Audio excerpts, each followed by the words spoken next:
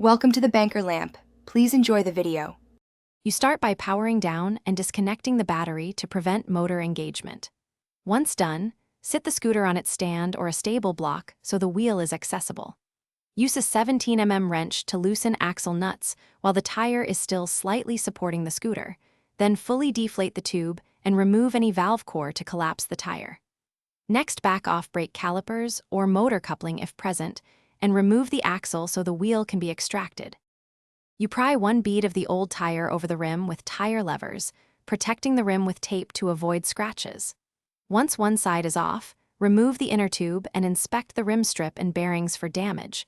Replace any worn parts because they cause repeat flats.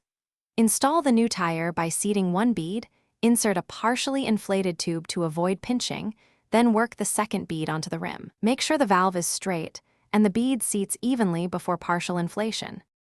You reinstall the wheel, slide the axle through and hand-tighten nuts while aligning the motor coupling and brake rotor.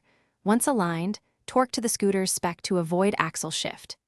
Inflate the tire to the recommended PSI while checking that the bead seats uniformly and the wheel spins true without wobble.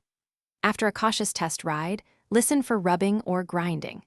If you encounter persistent wobble or strange noise, pull the wheel and inspect bearings, axle alignment, and brake caliper positioning as your primary troubleshooting step.